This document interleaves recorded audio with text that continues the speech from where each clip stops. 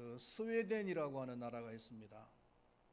그 스웨덴의 수도가 스톡홀름인데, 스톡홀름을 찾는 관광객들이 꼭 가는 곳이 있습니다. 그것이 어디냐면은 스톡홀름 시의 시청사입니다.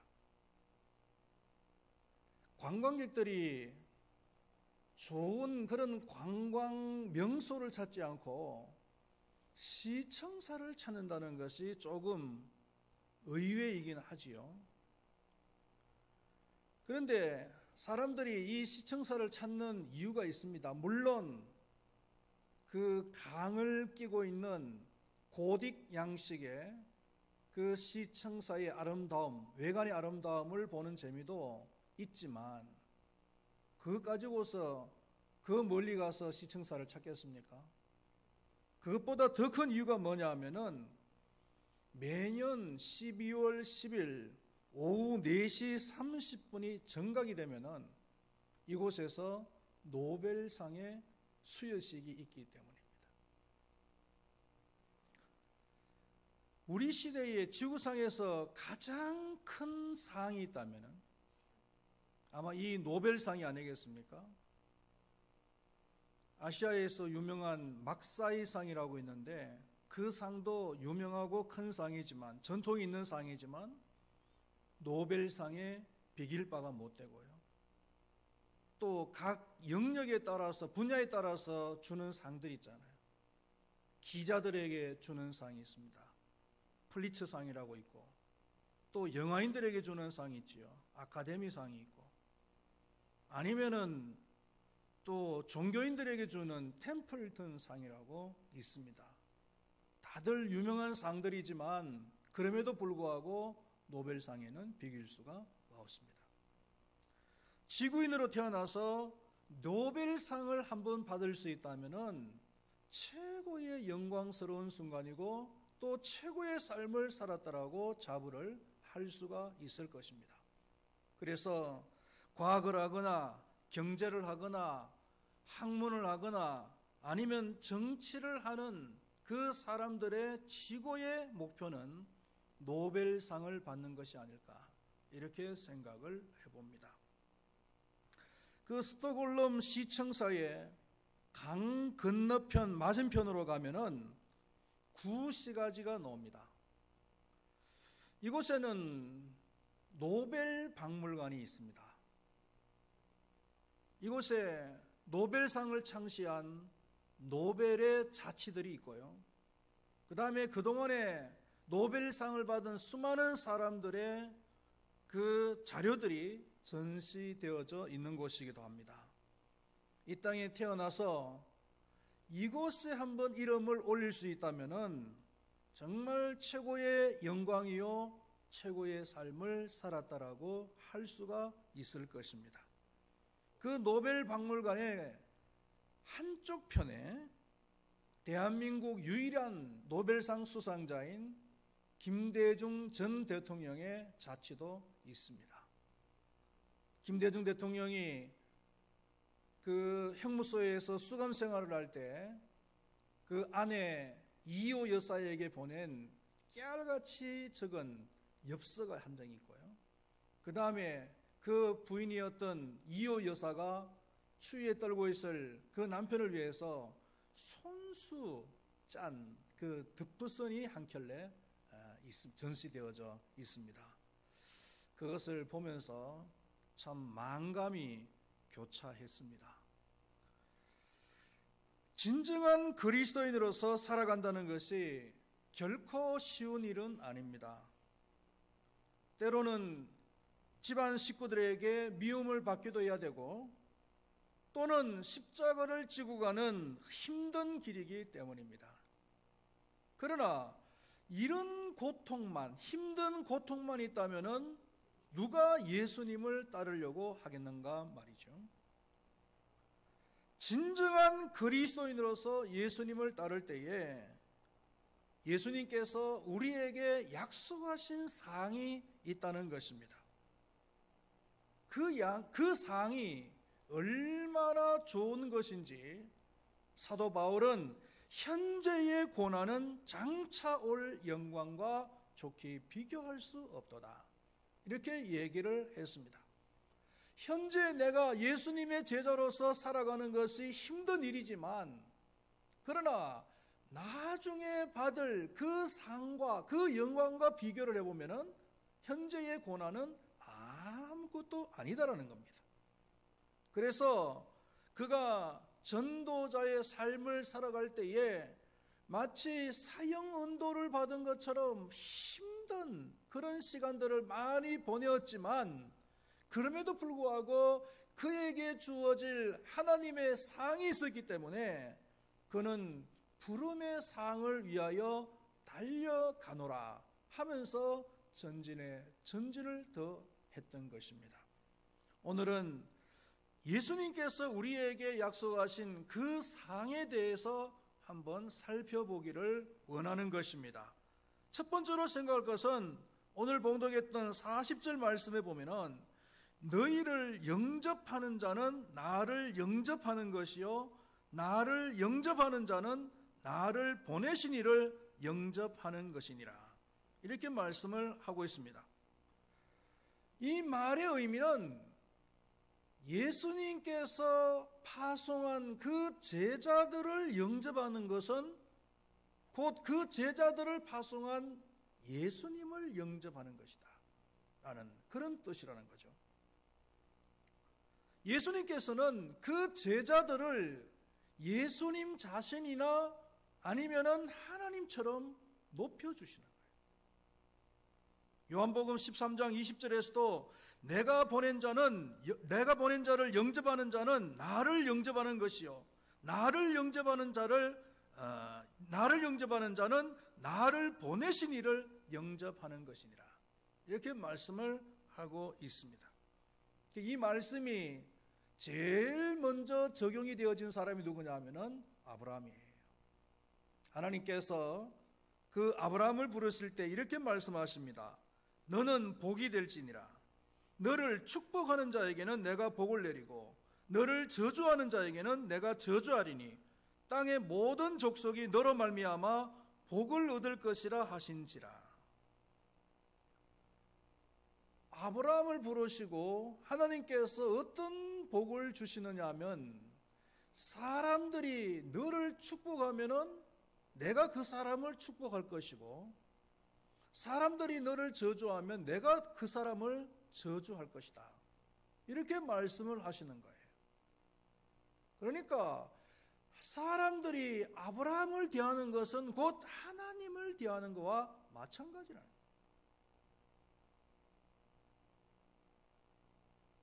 이것을 다르게 설명하자면은, 진정한 그리스도인들은 하나님께서 이 세상에 보내신 하나님 나라의 대사와 같다는 거예요. 대사가 뭡니까, 여러분? 대사라는 것은 한 국가를 대표해서 파송된 사람이에요. 그 사람을 대하는 것은 그 사람 배후에 있는 그 나라를 대하는 것과 마찬가지다는 거죠. 지금 우리나라의 주한 미 대사가 누굽니까? 헬리스라고 하는 사람이에요. 이 사람은 군인 출신인데 이제 정치를 하게 되고, 그리고 주한 대사가 되어서 지금 우리나라에 와 있습니다. 군 출신이다 보니까 때로는 우리의 정서에 맞지 않는 말과 행동을 할 때도 있어요. 그렇다고 해서 우리가 이 사람에게 대해서 뭐라고 할 수가 없습니다. 왜요? 그 사람의 배후에는 어마어마한 미국이라고 하는 나라가 있기 때문이죠. 또 이분이 오기 전에는 그 여자분이 주한 그 대사로 온 경우도 있어요. 일개 여자라고 해서 무시할 수가 있습니까? 절대로 무시할 수가 없어요. 왜요? 그 여자 뒤에는 미국이라고 하는 엄청난 나라가 있기 때문이죠. 한 나라를 대표해서 대사로 파송되어진다는 것은 이것은 엄청난 일입니다. 굉장히 영광스러운 일이에요. 제가 십몇 년 전에 그 라오스에 갈 초창기입니다. 그 당시에 제가 그 시찰 회장을 했었는데 라오스를 한 몇 번 갔다 오고 난 뒤에 우리 시찰에 있는 목사님들도 라오스에 한번 같이 갔으면 좋겠다라는 생각이 들어서 그 당시에 17명의 목사님들하고 같이 라오스를 방문한 적이 있어요. 그런데 그 사건이 라오스 입장에서 볼 때는 라오스 개국 이래 해외에서 17명의 목사님이 한꺼번에 돌아오기는 처음이랍니다. 그래서 우리가 라오스를 방문했을 때 그 수도 비엔티안의 그 실권자, 권력 서열 메디안에 들어가는 사람들도 만날 수 있는 그런 기회를 가질 거예요. 그리고 또 기억에 남는 것은 뭐냐면은 그 당시 우리나라하고 라오스가 수교를 맺은 지 불과 몇 년이 안 됐을 때예요. 그 주 라오 한국 대사가 한국에서 목사님들이 17명이나 한꺼번에 오신다니까 대사관으로 저희들을 초청을 한 거예요. 그래서 목사님들이 대사관에 가가지고 그 대사의 융숭한 그런 대접을 받기도 했습니다. 그런데 그때 제가 그 대사를 옆에서 이렇게 보면서 참 저분은 영광스러운 일을 하고 있구나 하는 생각이 들면서 존경스러운 그런 마음도 제 마음에 있었던 그런 기억이 납니다. 그리스도인들은 하나님 나라의 대사들입니다. 할렐루야. 하나님의 나라를 대표해서 일하는 사람들이란 말이에요. 그 하나님의 나라에서 파송이 되어져서 이 땅에 와서 하나님의 나라를 대표해서 일하는 사람들이 바로 우리 그리스도인들인 줄로 믿습니다. 이 사실을 잊지 말고 그 대사로서의 그 역할을 잘 감당할 수 있는 우리 모든 큰바위교회 성도님들이 되시기를 축원드리겠습니다.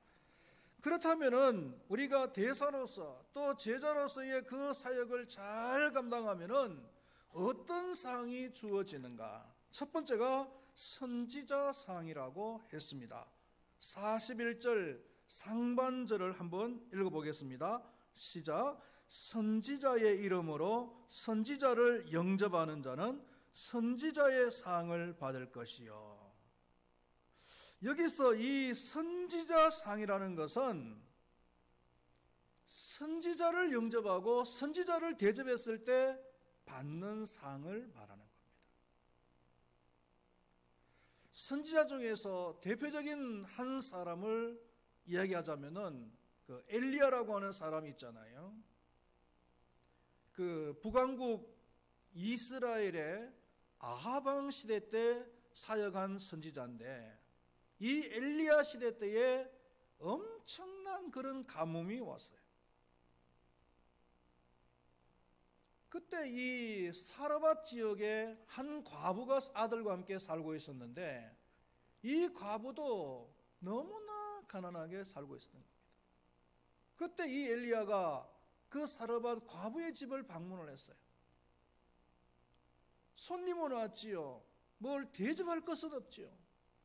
너무나 민망해서 지금 저희 집에는 떡도 없고 먹을 것이 없습니다. 단지 있는 것이라고는 가루 한 움큼과 기름 약간이 있는데 이것도 우리가 마지막으로 떡을 붙여서 먹고 죽으려고 지금 기다리고 있는 중입니다. 이렇게 엘리야에게 얘기를 하는 거예요. 이 과부의 집이 얼마나 가난했는지 알겠죠? 그때 이 엘리야는 뭐라고 얘기합니까? 두려워하지 말아라.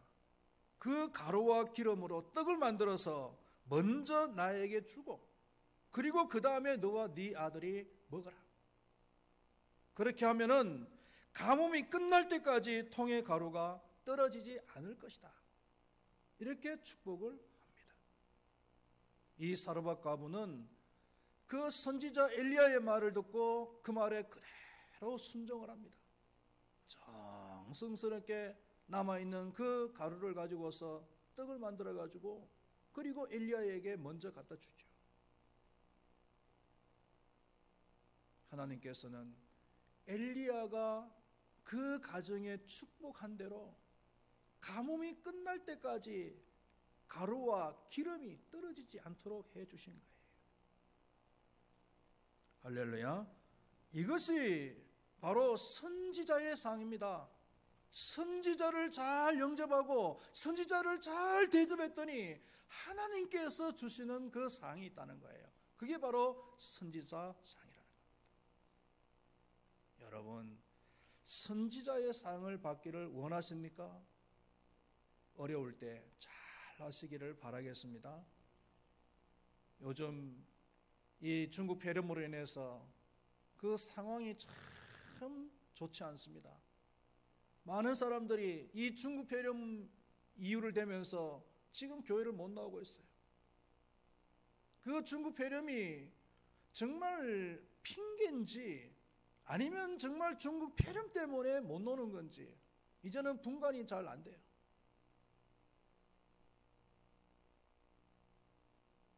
환경이 어려울 때일수록 더 잘해야 됩니다.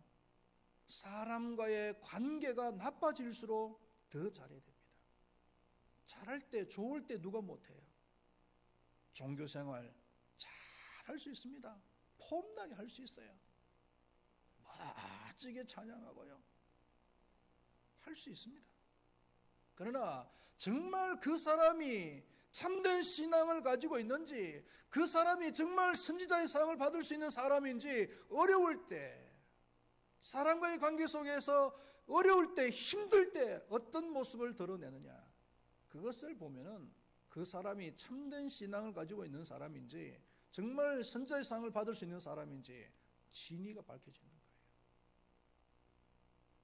사랑하시는 우리 금바위교회 모든 성도님들은 어려울 때 잘 하시기를 축원드리겠습니다. 어려울 때 내 믿음이 정말 하나님 앞에 진실한 믿음이라는 것이 증명되어질 수 있는 그런 성도님들이 되시기를 축원드리겠습니다. 두 번째로는 의인의 상입니다. 41절 하반절에 보니까 의인의 이름으로 의인을 영접하는 자는 의인의 상을 받을 것이요 라고 말씀을 하고 있습니다. 의인이 뭡니까 여러분? 의인이라는 것은 예수님을 믿고 그리고 예수님의 말씀대로 살려고 노력하는 사람. 우리가 일반적으로 의인에 대해서 정의를 내리자면 그렇게 내릴 수가 있는 거예요. 뭐 완벽한 그런 사람을 말하는 것은 아닙니다. 말씀대로 살려고 노력하고 말씀대로 살지 못해서 안타까워하고 말씀대로 살지 못한 것이 드러났을 때는 하나님 앞에서 애통하는 그런 마음을 가지고, 이게 바로 의인이죠. 성경에 보면은 창세기 6장 9절에 노아라고 하는 사람을 당대의 의인이다 이렇게 지칭을 하고 있습니다.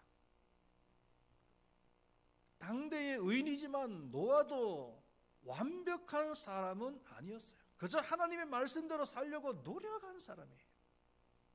근본적으로 하나님을 믿었고요. 실수도 있을 수 있습니다. 결정적인 실수를 한 가지 하잖아요. 포도주를 흠뻑 마시고 그리고는 이 주사가 안 좋았는지 그냥 하체를 다 드러내놓고 장막 안에서 잠을 자고 있었던 겁니다. 세 아들이 있었습니다. 그 중에서 한 아들인 함이 와서는 보고는 아버지의 그런 하체, 벗은 하체의 모습을 보고는 자기 형제들에게 가서 그것을 수근수근하면서 알렸어요. 그런데 그 형제인 셈과 야벳은 함의 얘기를 듣고 그리고 뒤로 아버지 누워있는 곳으로 다가가는 겁니다. 안 보려고. 그리고는 뒤에서 옷을 가지고서 아버지의 그 벗은 모습을, 수치스러운 모습을 덮어준 거예요. 남의 수치를 덮어준 거예요. 자, 함은 남의 수치를 드러낸 사람입니다. 다른 사람에게 알린 사람이에요. 그러나 셈과 야벳은요, 남의 수치를 덮어주는 사람이에요. 안 보려고 노력한 사람이에요. 나중에 술이 깬 이 노아가 이 사실을 알았어요. 그래서 함에게는 저주를 합니다. 그리고 셈과 야벳에게는 축복을 합니다. 어떤 축복을 하느냐 하면은 이 함은 셈과 야벳의 종의 종이 될 것이다라고 하는 그런 축복을 합니다. 함에게는 저주겠죠. 역사를 보면은 이 노아가 축복과 저주를 한 이래로 함의 후손인 흑인종들은 셈과 야벳의 후예의 종이 되잖아요. 여러분, 흑인들이 저 아메리카나 아니면 유럽으로 그 종으로 끌려가서 얼마나 많은 고통을 받았는지 우리가 역사를 통해서 너무나 잘 알잖아요.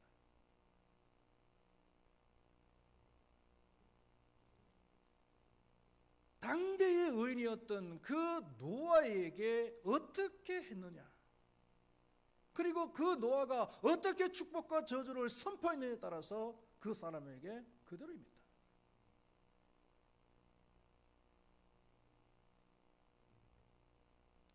의인 한 사람을 선하게 대접하는 것이 이렇게 중요합니다. 이것이 바로 의인의 상입니다. 할렐루야. 우리 큰바위교회 모든 성도님들은 의인의 상을 받으시기를 축원드리겠습니다. 마지막으로 제자의 상입니다. 42절 말씀을 다 같이 한번 읽어볼까요?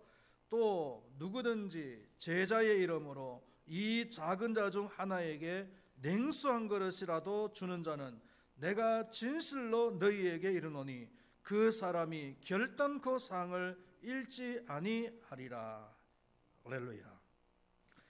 복음을 전하는 자에게 냉수 한 그릇이라도 대접하면은 하나님께서 절대로 잊지 않고 상을 주시겠다, 이렇게 말씀을 하시는 거예요. 이게 바로 제자의 상입니다. 할렐루야. 참 목회를 하면서 어떤 때는 힘들 때도 있지만 또 행복할 때도 있어요. 어떤 때가 이제 행복하냐면은 우리 교회가 기도하고 후원하고 있는 그 선교사님들이 가끔 우리 교회를 방문합니다. 어떤 때는 미안해서 그런지 사전에 통보도 없이 그냥 오는 경우도 있어요. 저도 깜짝 놀랄 때가 있는데, 예배를 마치고 이제 물론 저희 교회에서는 선교사님들이 방문하시면은 그냥 예정이 없어도 그냥 봉투를 하나 만들어 가지고 선교사님에게 조금이라도 위로가 되라고 이렇게 여비조로 해서 이렇게 드리는데, 그것은 교회에서 공적으로 드리는 것이지만 간혹가다 보면 우리 성도님들이 그 선교사님들에게 봉투를 이렇게 준비해 가지고 몰래 이렇게 선교사님에게 그 봉투를 이렇게 전달해 주는, 또 선교사님이 그 봉투를 받고는 저한테 와서 누가 봉투를 주더라 이렇게 얘기를 하는 경우도 있어요. 전 그걸 보면은 참 감사하다. 그 선교사님들이 선교지에서 얼마나 참 수고를 많이 하고 얼마나 고생을 많이 하고 마음적으로도 얼마나 외롭고 고독하고 그런 시간들을 보내다가 한국에 잠시 왔었는데, 그래도 참 힘들게 사역을 했다고 이렇게 봉투라도 전해주면서 위로하는 그런 모습을 보면서 참 감사하구나 하는 이런 생각이 들어요. 그런 모습을 보면 참 목회자가 행복합니다. 뿐만 아니라 이제 여름이 되고 가을이 되면은 우리 이 지역은 반농 반도시 지역이잖아요. 우리 성도님들 중에서도 조그만 농사를 지으신 분들이 많이 계시는데, 농사를 지으시고 농산물들을 처음 난 것이라고 목사님에게 먼저 드려야지 하면서 사택에다가 고추랑 감자랑 옥수수랑 등등을 해서 이렇게 바리바리 사가지고 가지고 오시는 분들 보면은 참 얼마나 힘이 되고 격려가 되고 위로가 되는지 모르겠어요. 어떤 분들은 집에서 튀김닭을 시켜서 드시다가 목사님이 생각난다 그러면서 튀김닭을 한 마리 시켜가지고 사택으로 보내는 분도 계십니다.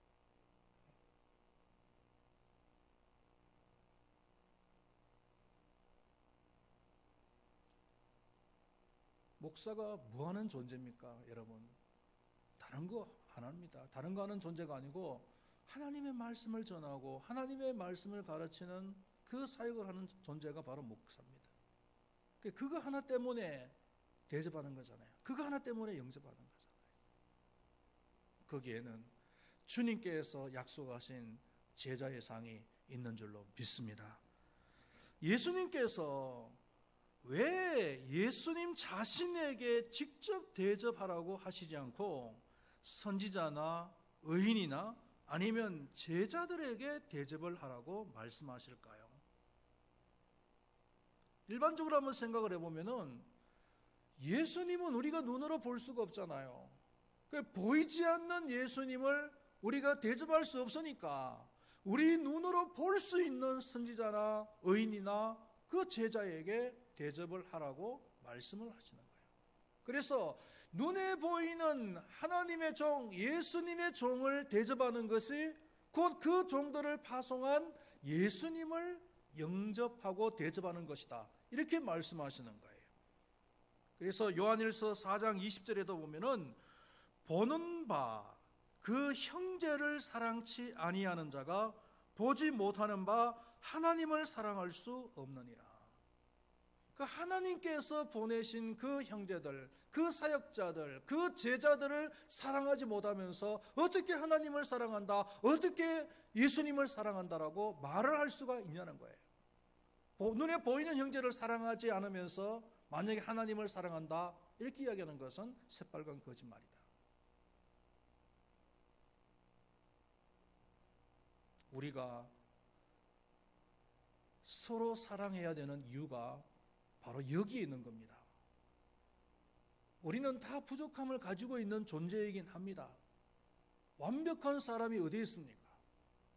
모두가 부족한 존재이지만 그럼에도 불구하고 하나님께서는 우리들을 선지자로, 의인으로, 그리고 제자로서 사용하시기를 원하시는 겁니다. 그렇다면 우리는 서로 사랑함이 있어야 되는 겁니다. 할렐루야. 그것이 바로 곧 예수님을 사랑하는 것이고 그것이 곧 예수님을 영접하는 것인 줄로 믿습니다. 말씀을 맺도록 하겠습니다. 그리스도인답게 살고 또 복음을 전하는 삶이 결코 호락호락하지는 않습니다. 어렵습니다. 힘듭니다. 하지만 그 사역들이 얼마나 위대하고 얼마나 가치가 있는 삶이라는 것을 우리는 알 필요가 있을 줄로 믿습니다. 뿐만 아니라 복음을 전하는 자를 대접하는 일이 또한 얼마나 귀하고 얼마나 가치가 있는 것인가를 우리가 깨닫고 우리가 실천하는 삶을 살아가는 우리 모두가 될 수 있기를 예수님의 이름으로 축원드리겠습니다. 기도하시겠습니다. 하나님 아버지,